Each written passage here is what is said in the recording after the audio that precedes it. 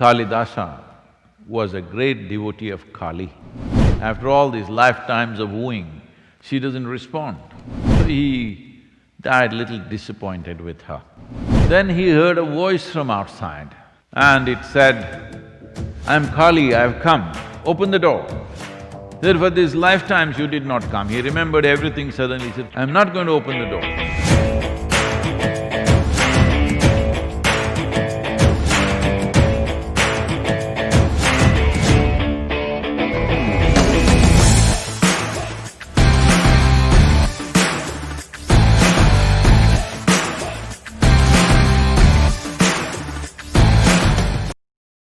So feminine is a dimension, not a gender. There's another more colorful example. His name was Kalidasa, that means a slave of Kali, a devotee of Kali, let's say. Somewhere 25 centuries ago, Kalidasa, during the time of Chandragupta Maurya, I think, or even before that, a little before that probably, the story goes like this. You know, stories get little extra frills on the way, but the important thing is what it's trying to say. Not the factuality of the story, but the spirit of the story. So for many lifetimes, Kalidasa was a great devotee of Kali. So in his previous lifetime, he was deeply disappointed that in spite of all his devotion, she did not appear. She did nothing for him. So he died little disappointed with her. After all these lifetimes of wooing, she doesn't respond. So in his present life, where his name was something else, we don't know what his name was, he was born as a little bit of a simpleton. When he was a grown man, he had the mind of an 8-year-old. So generally, when you're 8 years, for who you are, people think you're cute. When you become 18 and still remain the same way, they say you're a bloody fool. Hello? Yes or no? So this happened to him, everybody thought he's the village fool. And the king of the local king who was there, he had a daughter who considered herself very intelligent. Maybe she was. And she wanted to marry an intelligent man. And ladies, you know it's hard to find one. Because if he was that smart, why would he marry you?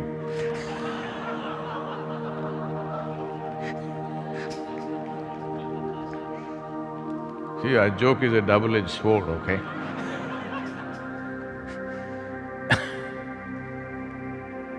So whoever came to marry her, from many kingdoms, because she can only marry a prince, many of them came and she rejected all of them as fools.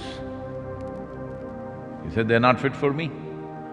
After not only rejecting these suitors, also insulting them as fools, slowly many kings around this small kingdom became the enemies of this kingdom because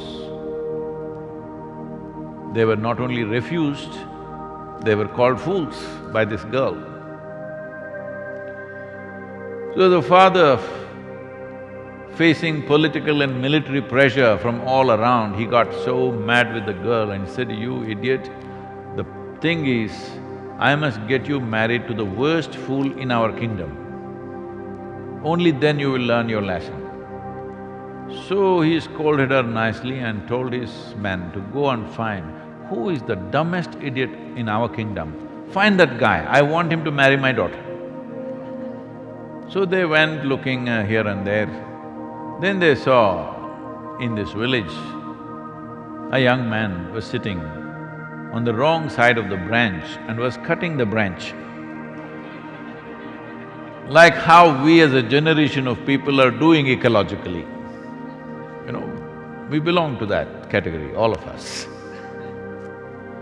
They saw, this can't be any more stupid than this, he's cutting the branch on which he's sitting, and when he succeeds, he will fail.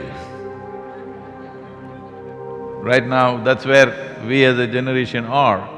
When we succeed, we will fall.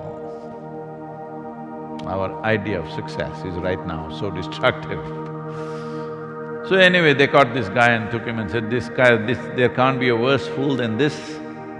So he is fit to marry the princess. They got them married forcefully. But the girl took it out on him, every day, every moment insulting him in 1,000 different ways, reviling him in many ways possible. After a few months, even this guy who was very simple-minded, even he felt very insulted because she had a sharp tongue. It's been masked these days, but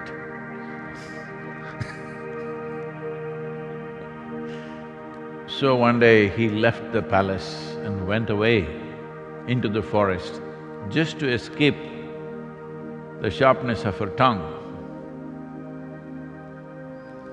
Then there was an old Kali temple in the forest.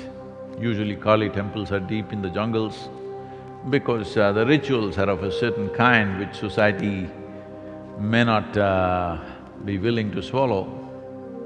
The normal society may not be able to digest the type of rituals that happen in the Kali temples many times. So, always deep in the jungles. So he went into the Kali temple. You know, to escape one woman, he has to go to another. He went and put his head at her feet and started banging his head, not knowing any prayer or mantra or chant or anything, he just started banging his head at her feet. And his head started bleeding as drops of blood fell on her feet. He had locked himself because he was afraid soldiers will come, find him and again take him back to his wife. Then he heard a voice from outside and it said, "I'm Kali, I've come, open the door." By now he was so furious that for these lifetimes you did not come. He remembered everything suddenly, he said, "For these lifetimes I prayed, I chanted, I worshipped, you did not come. Now what the hell have you come? I'm not going to open the door." Then Kali repeatedly called him, "Please open the door." Then just to taunt her, because he's still an 8-year-old boy, he opened the door a crack and put his tongue out toward her. And she struck his tongue. And one who was considered the kingdom's most profound fool suddenly becomes a great scholar who… This is something that's attributed to Kalidasa. Kalidasa is considered in India as, in terms of literature and poetry, greater than Shakespeare. They compare… comparative studies of Kalidasa and Shakespeare exists in India, and many scholars rate him as way above in his language, in his mastery of language, in his understanding and how he expressed himself. Very little of his work is left, unfortunately, but in spite of that, that little work is of phenomenal quality. So suddenly he started composing poetry and literature. Just like that, he could sit in a place and simply recite poetry, not written, simply like that. So his tongue became of such exuberance of quality that he could just recite new verses just like that. So because Kali struck his tongue, now that you're masked, Bhairavi may not be able to strike your tongue, maybe she knocks… I hope she knocks you on your head. Hello?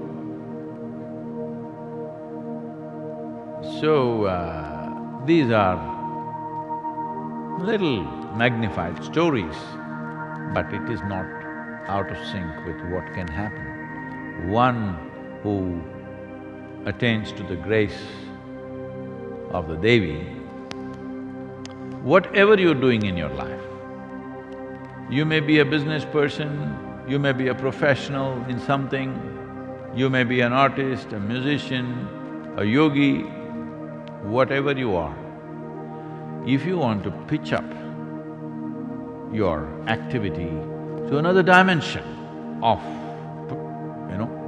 doing things, you need Devi's grace. One who's touched by this grace will naturally rise in ways that other people will think is miraculous. This has happened to many people, I must tell you this. There have been significant men in the world, I don't want to name them now because it is politically sensitive. Significant men, just look up history, in the last 2 centuries, who were nurtured by their mothers and in some way, in their perception, the mother remained like a goddess. She did not come down to become a loving mother. She remained a goddess being hard on the child. Many men are there in the world in the last 2 centuries who have risen to great heights in whatever they were doing because in some way they were in feminine worship. Because articulation, and when I say articulation, not just verbal articulation, articulation essentially means you're able to find expression. If you want to find expression in the world, you need Devi's grace. Whether you do it by chanting a mantra, whether you do it by going to a temple, or whether you do it by acknowledging that dimension within yourself, or whether you do it by looking up to something that is feminine, or simply by being in nature. It doesn't matter how you do it, but that dimension that we refer to as feminine, when it yields to you, your articulation or your expression in the world will find tremendous enhancement. This is the 11th year, this is why we are opening this up for men also, the Bhairavi sadhana, because as all married men at least have realized, definitely women are more articulate than you, at least in the domestic situations. Hello. So, after this 11th year association with the Devi, you could become equally or more articulate than her and the scene at home will change.